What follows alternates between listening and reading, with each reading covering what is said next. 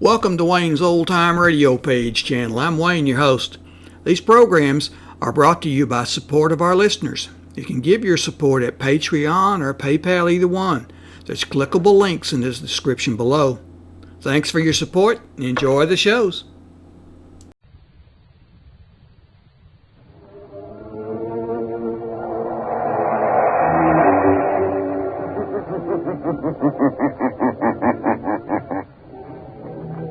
Shadow knows.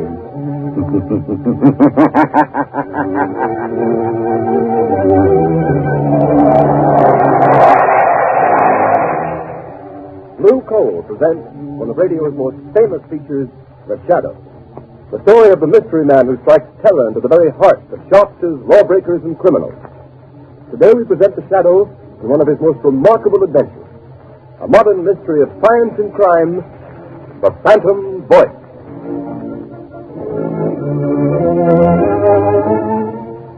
In just a moment, The Shadow begins his exciting adventure. Meanwhile, I'd like to tell you how you can safeguard the health and comfort of your family during these dangerous winter months. Burn Blue Coal. It gives you safe, uniform, helpful heat all winter long.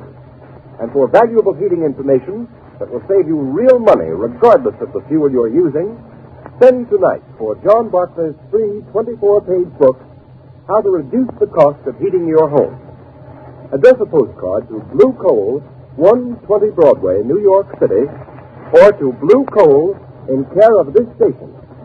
Don't miss out by delaying. Send for your free copy of How to Reduce the Cost of Heating Your Home right at the close of this program.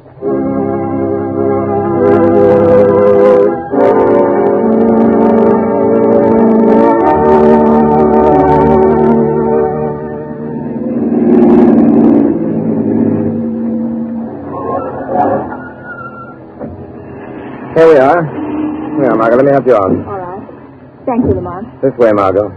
Lamont Cranston, where on earth are you taking me? We're on our way to the criminal court, Margot. The criminal court? Oh, a murder trial. This isn't a murder trial. But unless I'm badly mistaken, we're going to witness an assassination. What? An assassination. The assassination of the character and reputation of one of the most outstanding public men in America today. Oh, you mean Senator Durham? Yes. Say, I've been reading about his trial in the papers. There's certainly unearthed plenty of evidence that he accepted that bribe. Unless I've made a mistake in character analysis, that evidence is forged. Durham is more than a political figure, Margot. He's a statesman. He has an independent income. He's devoted his life to unselfish public service. Oh, he's a very wealthy man. Yes, Margot. Senator Durham has given away 10 times the amount of money he's accused of taking as a bribe. Well, if that's true, Lamont, the whole thing doesn't make sense. Why should a man like that take a 15-year prison term for taking a bribe he didn't need? That's the point that worries me.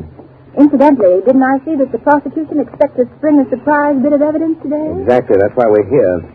Come along, Margot. Of course, we're already in session.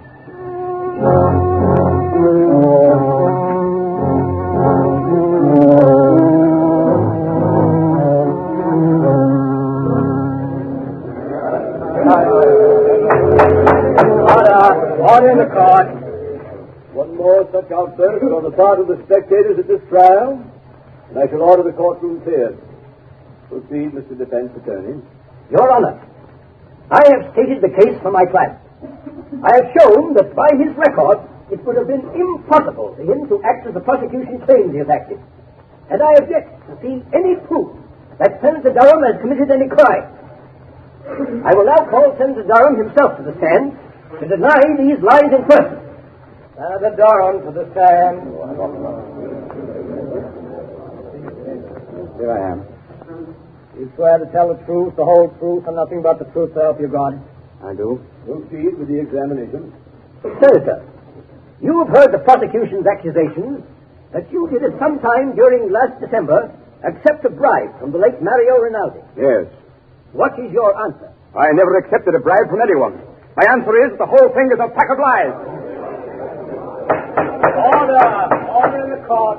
Your witness. Senator Durham, do you deny that on the 16th of December last, you received a visit from the late Mario Rinaldi in your room at the Maximilian Hotel? Why, no. He came to see me, and I Confine yourself to specific answers. Gentlemen of the jury, the defense has made much of the senator's long and seemingly illustrious career of public service. They would have you believe that, like Caesar's wife, the defendant, Senator Durham, is above suspicion. They've paraded witnesses to the stand who've told you of his philanthropies, of his unselfish devotion to public service, of his blameless personal life in the past. That we do not contest, refute, nor deny. But unfortunately for Senator Durham, he is not being tried for his past. We, the prosecution, need but one more bit of evidence to complete our case. We have that evidence. Order in the court. I beg leave to show the jury a soundtrack motion picture of a meeting between the defendant and the late Mario Rinaldi, whose bribe of $50,000 paid to the defendant is the basis upon which this case was brought to trial. Order in the court. Has this motion picture a direct bearing on this case, Mr. Prosecutor? It has, Your Honor. Has the counsel for the defense any objection to the introduction of this type of evidence without due notice? Senator Durham has nothing whatever to fear from the introduction of any authentic motion picture record of any meeting of Mario Rinaldi and himself, even though the picture was made without the senator's knowledge. Very well. The projection equipment is in the courtroom. Will you order the shades drawn and the lights extinguished? Court attendants will please draw the shades. Again, I caution the spectators against any outbursts of any kind. Furthermore, no one will be allowed to leave the court until the introduction of this evidence is complete. You may proceed, Mr. Prosecutor. With the court's permission, we will place the screen in full view of the jury. Your Honor, Counsel for the defense has a question. for the sake of the record, will the prosecution state at whose request this motion picture was made? It was made at the request of Anthony Vogel, an attorney of this city. For what reason? As a citizen interested in public welfare. Very well. Now, if the attendant will turn out the light. Order. Silence in the court. The prosecution will submit affidavits to prove that this is an authentic film record of a meeting between Senator Durham and Mario Rinaldi on the evening of December 16th. You may turn on the machine. Yes, come in. Oh, hello, Rinaldi. I've been expecting you. Look here, Senator Durham. Why haven't I got a contract award on that Bedford Street building? The money's been appropriated. You said you'd use your influence if we fixed you up. Of course, Rinaldi. I told you you'd get that contract. For consideration. If you didn't send me my present of $50,000 for swinging it your way, then that's the way I... Oh, so that's it. You want to be paid off first, huh? Yes. And in cash. No check. Okay. You'll get your 50 grand. Get me that contract. I'll be back in an hour with your money. Order in the court. Order in the court. That's the end of the film, gentlemen. It's a lie! A lie, I tell you, I never said that. Order in the court. Your Honor, I object. My client never had such a conversation with Mario Rinaldi. That picture is a fake. One moment. Attendants will please turn on the light. Your Honor, allow me to remind the counsel for the defense that pictures do not lie. Your Honor, we do not deny that the meeting between Senator Durham and Mario Rinaldi did take place in the manner shown in this film, but we deny that any such conversation took place. Have you any proof of that? There are only two people who could know what went on in that room. Senator Durham and Rinaldi. And Rinaldi is dead. Do you deny the voice was the voice of the defendant? My client admits that it sounds like his voice, but it cannot be, since he never asked or received a bribe from the late Mario Rinaldi for any reason or purpose whatever. Your Honor, I ask a recess of this trial in order that the defense may have an opportunity to study this film and soundtrack. I object. I do not see how the due process of law will be impaired by a 24-hour delay. Objection overruled. Court adjourned until 10 o'clock tomorrow morning.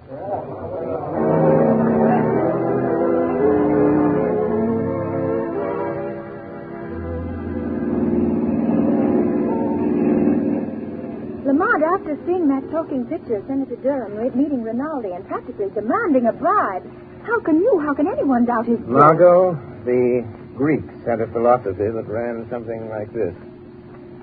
Only believe half that which you see and nothing you hear. Oh, but Lamont, that wasn't hearsay evidence. That was the senator speaking. That was his voice. Even he couldn't deny it. No man knows the sound of his own voice, Margot. Besides, Durham never spoke those words to Rinaldi. But you saw him. You saw the motion picture. Exactly. Because I did see him speak, I know he didn't say the things that were on the soundtrack of that film. What do you mean, Lamont? Have you ever watched the movement of a man's jaw muscles when he speaks certain words? You mean you know what he really said? No. No, his face was half averted from the camera. I couldn't see his lips. I don't know just what he did say, but I know he didn't utter the words we just heard. Oh, but Lamont, it was still the senator's voice saying those other things, demanding that bribe. I'd swear to it. Yes, and so will the jury, Margot. Unless something is done within the next 24 hours, one of the finest men in this country, an innocent man, Senator Durham, is going to be railroaded into prison for 15 years by his political enemies. I'm stopping here, Margot. I want you to wait in the car, please. The lawyer's building. What are you going to do here, Lamont? I'm going up to the 25th floor, Margot. The Shadow has an appointment with one of the most crooked lawyers in this city. Anthony Vogel was so interested in the public welfare that he went to the trouble of having a sound camera planted in Senator Durham's hotel suite the night of December 16th.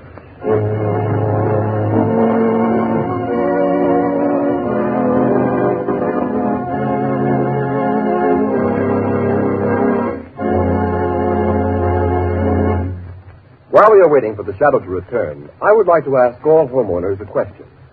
Do you want to save money? Of course you do. And you begin real saving when you cut down on the cost of heating your home. Here's the easiest and surest way to do this. Decide now to cook and heat with blue coal. Here's why blue coal is more economical. It is prepared especially for use in the home.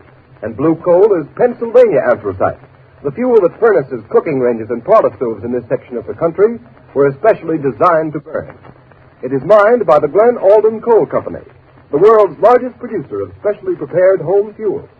And every carload of blue coal is laboratory tested for purity and size before shipment. And you can always be sure of getting this superior home fuel because it is tinted with an unmistakable blue color so that you can easily identify it at a glance.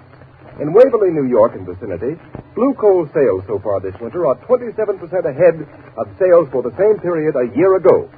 This increase in sales is because Waverly families have found out that blue coal does all I say it will do. So I urge all families throughout this region to try blue coal. Order a trial ton tomorrow. Ask for a blue coal by name in any one of 4 sizes: egg, stove, chestnut, or pea.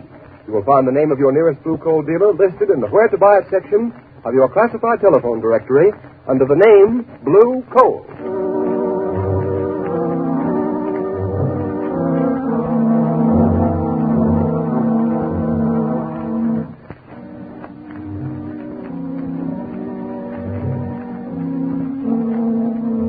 See that swell, Mr. Vogel? You certainly put it over. That sound picture sure turned the trick. Yes, but I'm still worried, Travers. Well, there ain't nothing to be worried about. Senator Durham's as good as on his way to the pen right now. Well, I won't feel happy until he is. When are you going to get me a wrestling bout, boss? A wrestling bout? Yeah, it's about time I was getting in the ring again. And, well, I could stand the extra dough. Forget you're a wrestler, Travers. You'll make more money in this racket as my bodyguard. Any calls while I was down at court? Yeah, Wilson phoned a couple minutes ago. Why didn't you say so? You didn't ask me. What did he want? I wanted to talk to you. And what do you suppose he wants? Dough? I've paid him all he's going to get. Say, maybe he's read in the afternoon papers what we're really using that soundtrack for. If he gets white-livered and talks... Well, maybe we should fix him so he can't talk, huh, boss? What do you mean? Well, he could fall out of that 15-story apartment of his, accidental-like. He'd only have to fall once. It might be a good plan. Okay, you want me to go over there now and take care of it, boss? No. No, there's no sense doing anything about him until we have to.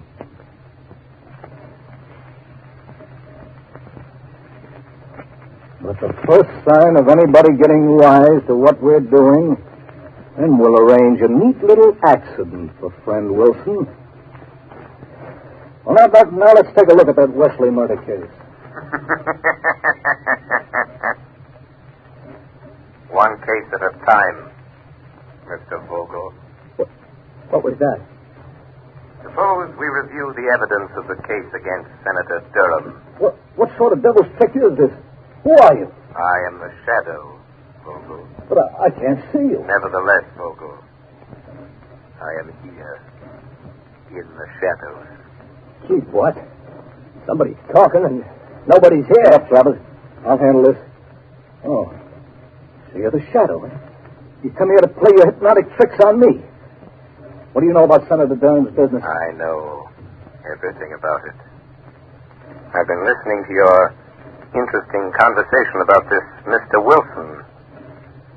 He seems to play an important part in your case against Senator Durham. Listen, Shadow, I've heard plenty about you. I don't want to fight you.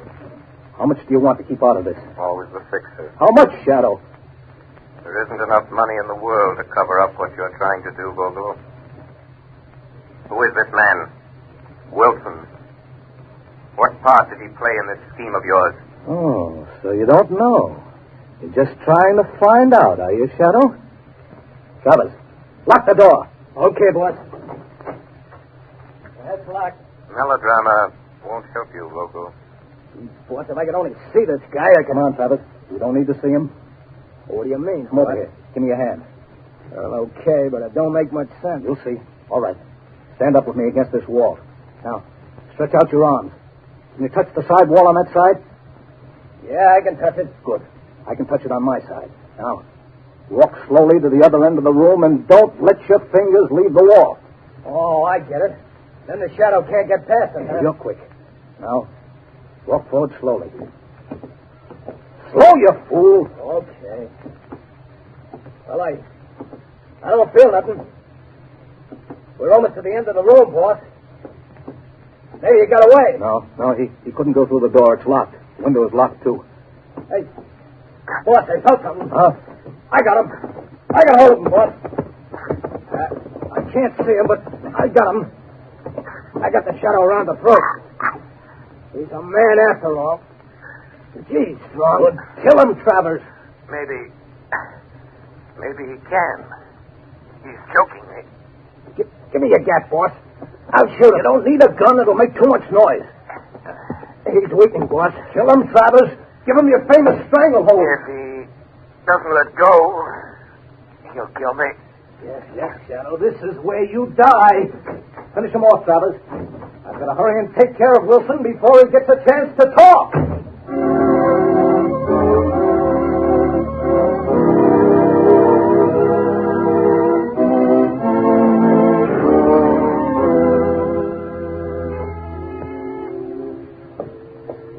I wonder who that can be. Oh, good evening, Mr. Vogel. Hello, Wilson. I hear you were trying to get hold of me earlier this evening. Yes, that's right. I want to talk to you. Won't you come in? Are you alone? Oh, yes. Good. Mr. Vogel, when you asked me to do some work for you, I didn't ask to know what you were going to do with it. I needed the money for my wife, Alice, and kids, and You got paid, didn't you? Yes, but... I mean... Well, all this stuff in the papers, Mr. Vogel, about the... Frankly, I don't like it. Oh, you don't? Having a little attack of conscience, Wilson? Well, doing a job is one thing, but sending a man away to prison on a false charge is something else. So I intended to tell you that... Tell me what? Well, tell you that I refuse to let it go on any further. Oh, you refuse? Yes. After all, Mr. Vogel, if I tell what I know about... Well, what are you going to do about it? Just this. Don't move, Wilson. Put that gun down. Don't be a fool, Vogel. I'm not the fool, Wilson. Now, turn your back to me. That's right. What are you going to do? I'm going to assist at a little accident. Now, walk to that window. Wait! You can't do this to me. You can't. Walk! Okay. Now, open the window. All right, Wilson. Climb up on the windowsill. Just a moment, Mr. Vogel. The Shadow. I thought Travis took care of you. You thought Travers took care of me, did you, Vogel? Well, I admit he's a good wrestler. But there was one little hold, Vogel, I learned in the Orient that he didn't know. He had me beaten for a moment. It was my one chance to get you to lead me to Wilson. You mean you followed me here? Yes. Yes, I followed you here. It wasn't very difficult to get away from Mr. Travers. It seems I arrived just in time for my proof. In time? No. There, Shadow, there's your proof lying dead on the floor. You're crazy, Vogel. You're a fool. You'll get the chair for this. I'm not as crazy as you think. So I'm a fool, am I, Shadow? Now, you're the fool for coming here. You're the fool the police will find locked in this room with Wilson's dead body. They'll find you. I'll see that they do. And here's the gun you killed him with. Why don't you try the window, Shadow? It's only 15 stories to the floor. Shadow. Wilson, tell me, quick. I'm done for. Quick. Oh. Quick, Wilson, give me the proof. The proof, Wilson. The proof that you framed Senator Durham. Proof. Come on, Wilson, come on. Tell me, how did you frame Senator Durham? Good. My baby. Wilson. Wilson! Are you all right? Unlock the door, Margot. Unlock the door. The key's on the outside. Oh, Lamont, I heard a shot and saw Golda running out, so I couldn't wait. What happened? I hadn't been so stupid. Waited so long. I wanted to find out their secret before I spoke. Now it's too late. Wilson is unconscious, I'm afraid. Dying. Vogel has outwitted me. After all. That's it, Vogel. Shot me. You cold-bloodedly shot me. I'm running for it. Wilson, listen to me. Listen and think. Think. Tell me. How did you frame Senator Durham? Tell me that, Wilson. Tell me that, and I'll see that Vogel pays for doing this to you. Senator Durham, now I remember. I'll show you. Put me into the next room. I'll show you. We'll help you. Easy now. Easy. I'll get on the other side. Now, look. It's a recording studio. Yeah, that's right. It's my hobby. I'm an actor. An impersonator by profession. An impersonator? Yes.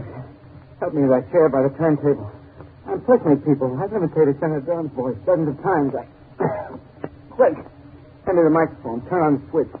There, I can't hold out much longer. Here's the microphone. Drop that needle on the wax record. Turn the switch. This is you, Wilson, speaking. I've just been shot by Anthony Vogel. He hired me to...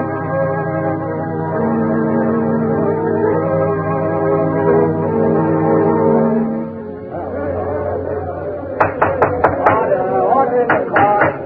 Your Honor, I move that the case against my client, Senator Durham, be dismissed. On what grounds? On the evidence contained on this record found in the apartment of the late Hugh Wilson, the radio and stage impersonator who was found shot in his apartment last night. I ask the court's permission to play it at this time. Permission granted. You may start the record now. Yes, sir. This is Hugh Wilson speaking. I've just been shot by Anthony Vogel. He hired me to impersonate the voice of Senator Durham. It's my voice on the soundtrack of the picture shown at Senator Durham's trial. I'll show how I did it. Listen. Of course, Rinaldi, I told you you'd get the contract for the consideration. But you didn't send me my present of $50,000 for swinging it your way. So naturally, that's how it was done. That's how I did it. Durham Dennison. You never wrote those words. After that.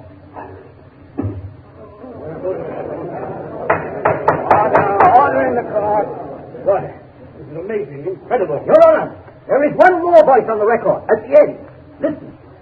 The voice you have heard is that of Hugh Wilson, murdered by Anthony Vogel. He is the man who sought to frame Senator Durr. But Vogel failed. Justice in the end, all crime must fail. And all criminals pay the penalty of death. Order in the court. Whose voice was that? That, Your Honor, is the voice of the man to whom Senator Durham owes his vindication. The voice of the Shadow.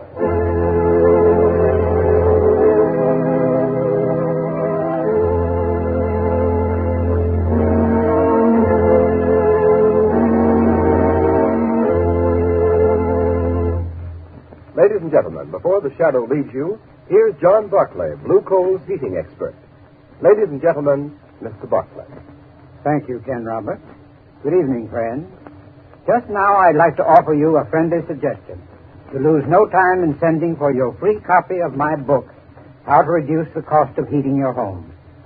This little book is attractively illustrated, and each of its 24 pages holds valuable heating information that is of interest to every homeowner. Problems such as the importance of clean furnaces, putting coal on the fire, how to bank a fire, and how to light a fire are dealt with in the fullest detail. For example, on page 16, you will find steps to follow in getting the best results from your furnace in the morning, during the day, and at night. And friends, these are only a few of the 36 topics covered in my book. There is no charge for this book. It will be sent to your home absolutely free and postpaid. It is a part of Blue Coal's famous free service. So I earnestly recommend that you send a postcard tonight for your free copy of How to Reduce the Cost of Heating Your Home. Addressed Blue Coal, 120 Broadway, New York City, or to Blue Coal in care of the station to which you are listening. I thank you. Thank you, Mr. Barclay. Friends, these books are going like wildfire. So write for your copy tonight. Address a postcard in a clear, legible hand to Blue Coal, 120 Broadway, New York City, or to Blue Coal in care of the station to which you are listening.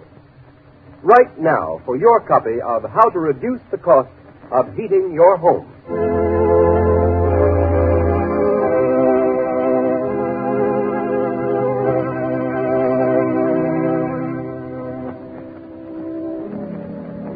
You have just heard a dramatized version of one of the many copyrighted stories which appear in the Shadow magazine. All the characters and all the places named are fictitious. Any similarity to persons living or dead is purely coincidental.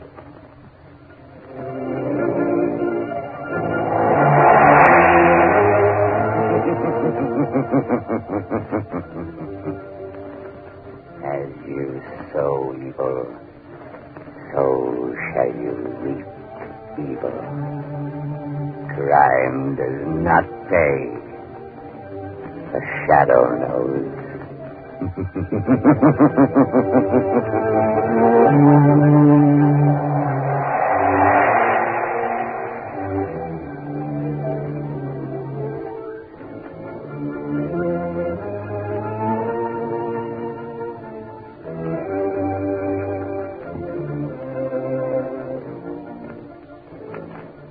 Next week, same time, same station, Blue Coal, America's finest anthracite, will again present another thrilling adventure of the Shadow. Be sure to listen, and be sure to burn Blue Coal, the solid fuel for solid comfort.